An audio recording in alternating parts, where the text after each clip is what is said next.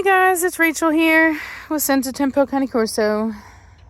So I'm out here in the chicken area and wanted to do a video for you guys. I had some people message me, or I should say email me. What's up, biggin? They saw my video about Tillicum and wanted to know how I did it. And I wanted to just kind of, I guess, go into more detail, maybe a little bit more focused video on how I got my Livestock Guardian to basically be able to do his job, to not chase the chickens, to not try to play with them or attack them or anything like that. And so if you look on my video, if you look in the history of my videos, you'll find some other, like if you do a little Google search on me and then Livestock Guardian, you'll see that, or LGD, that you'll see that I really struggled with Tillicum initially. And I think that instead of really seeing it that way, I've recognized that it was part of the process. So the way that I did it is that basically I had very monitored interactions with Tillicum initially. So anytime he was allowed out with the chickens, I was there and I would get onto him and really kind of teach him, hey, you're not allowed to chase the chickens, right? And so you'll have to pardon me because I'm working at the same time I'm doing this and filling up the water.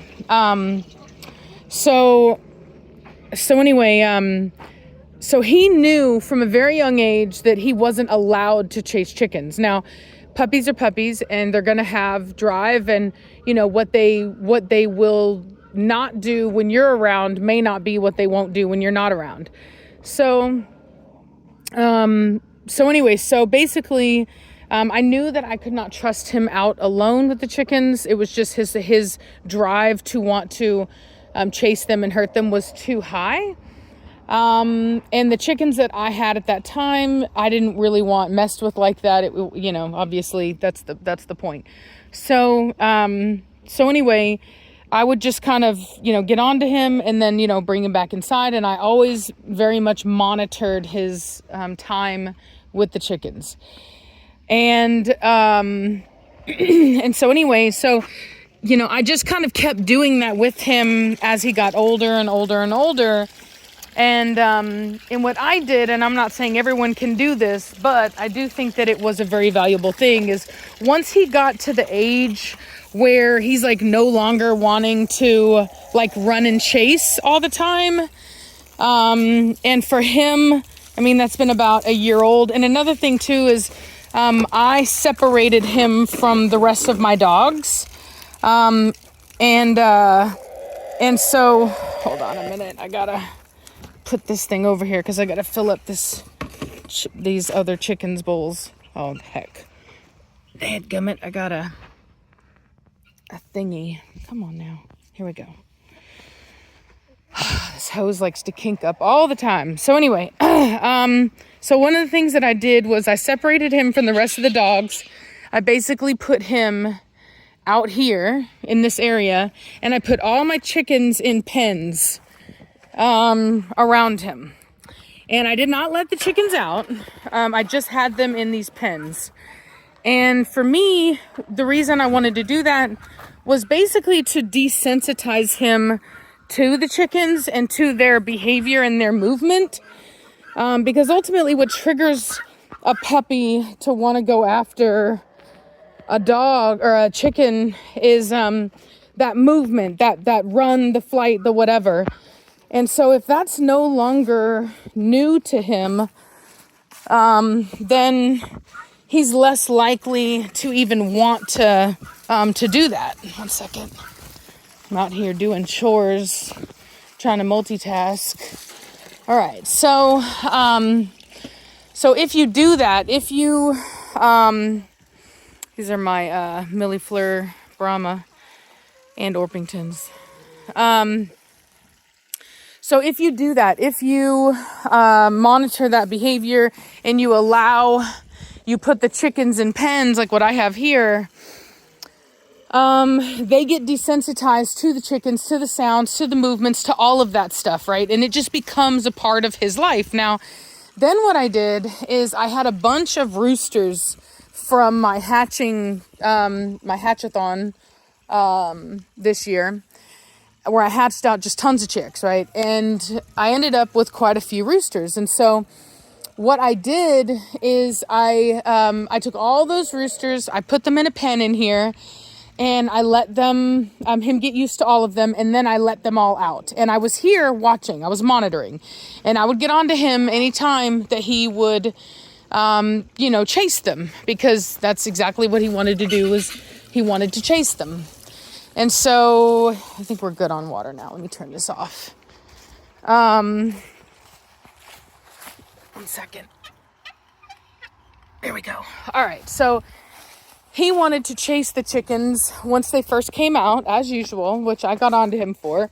And for the most part, the chickens were also used to him. So they really were not so set on wanting to get away from him. Like they were kind of like whatever. So I did it. I did it probably a little bit more like in the evening, which I guess it worked out for me, but I could see how people might think that it may not work out, because, the chickens can't see very well at night. And, but anyway, for me, it worked because he only wanted to go after them when they ran. And he would even like walk past them and kind of like wait and see. And as long as they didn't run, he wouldn't run after them. So like I said, I released them all in the evening, before the sun went down, obviously. And then I monitored for a while, and then I just left them out. And I was like, all right, whatever happens, happens. We're going to see what he does. And because at that point, I didn't really, those roosters, it maybe seemed cruel to some people, but there was no real value there. They're not a color that anybody wants. They're taking up a lot of food, and the only value that they would ever have to me is in their food, is in their bodies, consuming them.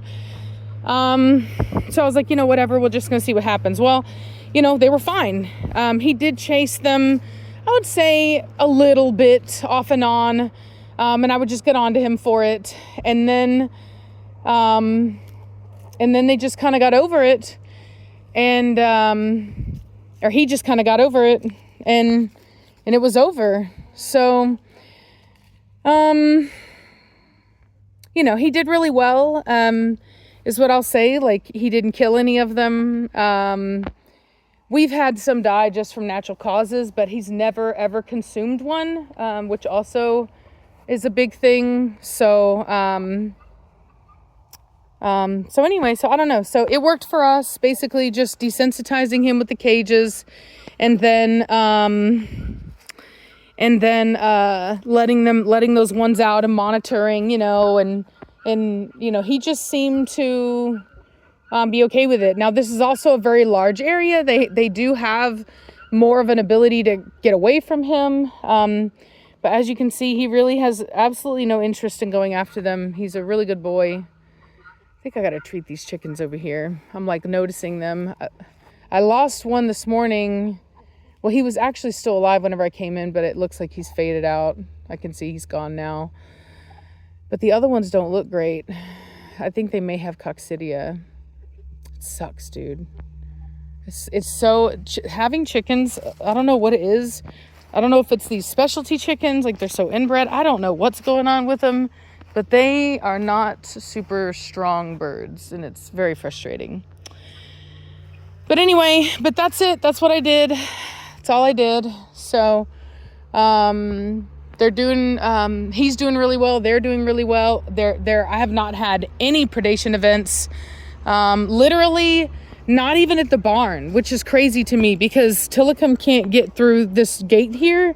And I have not even had any predation out by the barn. So pretty wild. Cause there's been a couple times where I wasn't able to come out and close the barn until later, and they were all fine. So anyway, but that's it. I'm excited. I love it. Back to everything is really in harmony here. We're just figuring out the chicks thing. It's like people want me to hatch chicks, and I'm just like, oh my God. I have like PTSD from all the coccidia that we had this year. And I'm telling you, it did not matter. We could have everything fresh, everything new, have them nothing used, nothing. And it just, and it happened with everyone that I know. Even people who are not breeders had coccidia this year. It's been just awful. So anyway, but hopefully I can save those chickens in there, the ones that are very clearly sick. And I just didn't know. They're hiding it. Even now, they're hiding it really well, but it is what it is. So we'll get it figured out. So anyway, I hope y'all are having a good day. Hope you're enjoying this beautiful weather if you're in Virginia and anywhere else that's having beautiful weather. So, and if not, I hope you're cozy with a good book to read or something. So anyway, talk to y'all later. Bye.